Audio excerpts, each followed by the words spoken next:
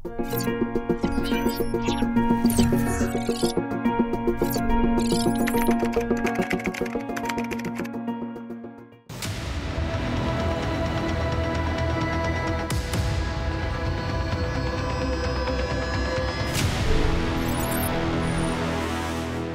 Mirna, ano po ang inyong reklamo?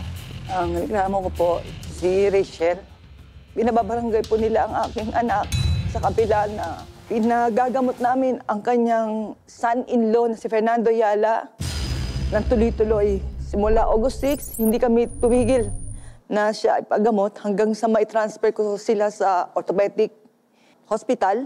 Kailan nangyari po ang aksidente? Noong August 6 po. Ang first check-up, August 11 po, 2024. So maayos pa po ang relasyon namin.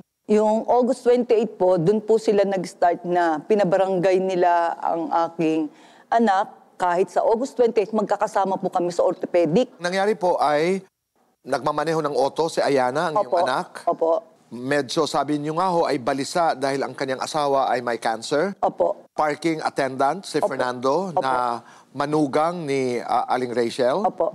Na aksidente, kayo'y pumunta sa pulis, tama? Opo, dinala po. Ano ang inyong pinagkasunduan sa pulis? So napagkasunduan po doon sa police station, ang sabi ni Police Victorio, ang demand ni Rachel is 700 per day plus paggamot. Pinili nila na ipagamot na lang. Si Rachel Velasco at si Ayana, sila yung gumawa ng kasunduan. So hindi totoo na hindi sinisipot ni Ayana yung mga pagpapatawag sa kanya? Kasi may nabasa ako na ikaw daw ang humaharap, hindi ang iyong anak. Opo. So doon sa pagkakataon na yun, hinarap ni Ayana si Aling Rachel. Nag-meet po sila po yung gumawa, sila po ang nagpirmahan. At ang kanilang pinirmahan ay ano ang inyong responsibilidad? Kasi after ng police station, ang anak ko ay bumalik na sa PGH dahil ang kanyang pong asawa ay kailangang operahan sa August 8. So simula ng August 7 onward, hanggang September 14, ako nang umaharap sapagkat ang katwiran ng anak ko, Ma, kung may mangyayari sa asawa ko, hindi ko kakayanin, sabi niya. Kaya kailangan kong every step of the way. Andun ako. Kumusta ang lagay po ng kanyang asawa ngayon? So yung asawa niya po, yung natanggalan na po ng tumor, nag-lost memory po. Kailangan siyang buhatin para makatayo. So yun ang kalagayan ngayon. Samantala, kayo ho ang humaharap kina Aling Rachel dito sa problema na may kinalaman kay Ayana at kay Fernando. Opo. So mga magkano na po ang inyong nagagastos para kay Fernando? 50,000 po. So hindi niyo hinihiwalayan si Fernando sa kanyang pagpapagamot? Opo, hindi po. Okay, hanggang kailan po? So hanggang September 14, yun po yung huling-huli namin na kami po ay magkakasama po sa orthopedic. Pero ito'y nahinto after September 14 dahil? Kasi sabi nung Dr. Magallanes, sabi niya, bumalik na lang kayo dito kung meron na kayong pera para sa bakal.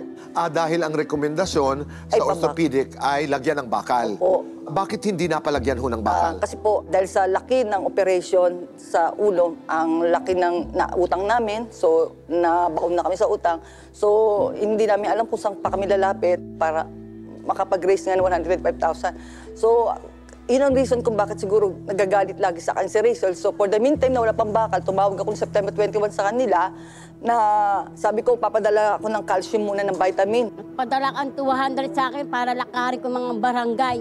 Para sa proteksyon ng buto, pero tinanggan nga ni Rachel kasi sabi niya, hindi po pwede dahil baka kung baka makasama yan sa buto. Sabi ko, hindi, reseta yun, nagaling kay Dr. May. 125,000 ang inyong nire-raise. Doon sa 50,000 na ibigay niyo po sa pagpapagamot kay Fernando, saan niyo po nalilikom yung halagang yon? Call center agent po ang aking anak. So, may si Ayana? Opo. So kasalukuyan, walang trabaho si Ayana? Opo. Dahil po siya po yung talagang nangangalaga sa kanyang asawa.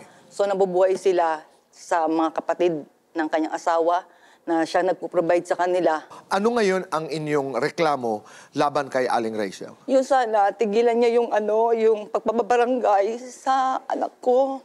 Sabi ko, ako na lang ate. Sabi niya, hindi ikaw ang kailangan namin yung anak mo. Paano siya pupunta sa pagpapabarangay? Katulad yung September 26, binigyan siya ng sulat ng Barangay Imelda na iko-contempt of court siya. At nakalagay doon, hindi pwede sumipot yung hindi respondent, so ako yon. Priority ng anak ko dahil nung September 26, nakakuha po sila ng schedule para ma-chemo yung kanyang asawa. So, yun ang priority niya. Kaya hindi siya nakarating sa barangay. Ano ang kanilang ipinababarangay kung kayo'y patuloy na ipinagagamot naman si Fernando? Kasi naghahabol sila nung cash allowances. Tama lang. Bigyan mo yung mga allowance ang manugang ko. Nung sa police station, ang demand ni Rachel is 700 per day. Pero dun sa barangay Imelda, nung kinausap si Fernando na magkano bang iyong arawan? 1,000 per day. Hindi naman mamaramot ang anak ko. Wala lang talagang trabaho. Kahit wala sa amicable settlement yung cash, magbibigay kami. Pero sa ngayon, kung pwede, sundin na lang muna kung ano sa amicable settlement ng paggamot. Kasi yung 125,000, na hindi ko alam kung saan kukunin. Tapos yung cash allowances, yun yung ikinagagalit niya, yung pang-araw-araw na dapat sa pang-ilangan nila sa bahay, pagkain, ganun. Kasi kung hindi daw na-aksidente ng anak ko yung paa, dapat nakakapagtrabaho yung Fernando Yala. So, ang inyong posisyon ay sundin lamang yung inyong agreement na ipagagamot nyo hanggang gumaling Opo. si Fernando. Opo. So, yung paglapit nila sa barangay, ito yung pangungulekta nila sa danyos na pakiramdam nila deserve ni Fernando. Opo. Nakikinig ngayon sa Aling Rachel sa ating pag-uusap. Opo. Ano ang nais mong sabihin sa kanya? Rachel, hindi ko naman gusto makipag-away sa iyo. Yung September 14, sabi mo, huwag na tayo mag-away, magtulungan tayo.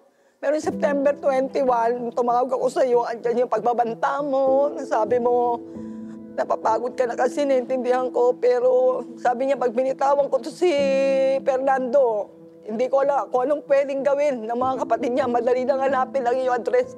Kaya yung tumatawag ka, hindi ako sumasagot. Nag-iisip ako kung paano marisolba.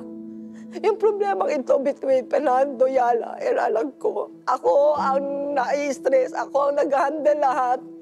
Dahil naunawang ko ang priority ng anak ko. At kahit ayaw nyo, nasabihin na hindi ako dapat sa barangay, nag-appear ako dahil gusto kong marinig nyo ang tinig ng anak ko.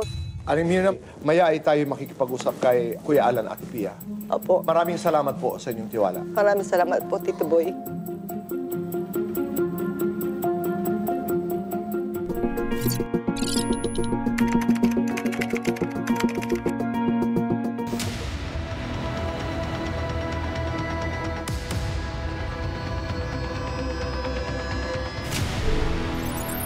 Aling Rachel, kanina po, narinig niyo ang salaysay ni Aling Mirna. Ano po ang nais niyong sabihin? Ano po ang inyong reaksyon? Gusto ko po sana, Tito, ipagamot niyo po yung manugang ko para makatrabaho po siya, para may mapakain sa mga pamilya niya po. Tapos ako po, gusto ko na po magtrabaho sa dating trabaho ko po. Yung usapan namin sa pulis, ospital, ano niya, sasagutin po. Okay na sana po yun, tuloy-tuloy. Na yun, alam niyo yung araw na pong check-up, tinatawagan ko po siya para magpa-check po yung manugang ko. Hindi po sumasagot po sa cellphone, pati ang anak niya po. Pinaantay ko po siya. Kailan po? October 14? 14 po, check-up niya po. Okay. Yung paa niya po, basag-basag na po. Gusto niya po tanggalin. Sabi ko, wag mo tanggalin at dadalhin ko sa ospital. Maghahanap akong paraan para patanggal natin yan. Para makatrabaho ka. Inaano ko po yung apo ko. Ang kanyang dinidede yung giniling bigas. Minsan, nahihingi sa mga kapatid niya, puro walang pera. Yung sinasabi niya tuloy-tuloy gamot, hanggang na niya nasa ospital kami para magpa-check up si Fernando Yala. Gusto ko sana magkasundo kami ni inakatras ng manugang ko. Magbabayad na lang sa amin, ako na lang po magpapagamit sa manugang ko. Para hindi po mamastobo mga trabaho nila, pati ang anak niya. Saka hindi namin po problema yung problema nila sa kanila. Labas na kami po, Tito. Gumagawa naman kami po ng paraan. Hindi ako galit sa kanya, Tito. Gusto ko harapin ko sa magkipag-usap ng maayos sa amin. Dapat sundin yung sinasabi niyang sa barangay, paggamit ang diretso-diretso yung manugang ko. Kaso hindi po eh.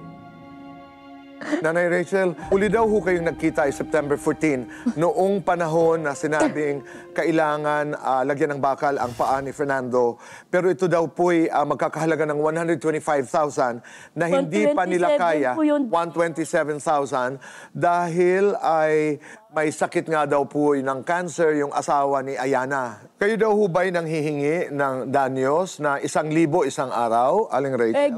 Nag-usap na kami po ni Fernando, gawin mo na lang 700 para may pagkain kayo. Pero doon daw sa pulis, ang inyong pinirmahan ay wala naman daw pong daily na bayad. Pero hinahabol niyo po ito ngayon. Opo, kasi akala ko po, Tito, makakatrabaho agad yung maluga ko, hindi man pa pala po, matagal pala yan, Tito.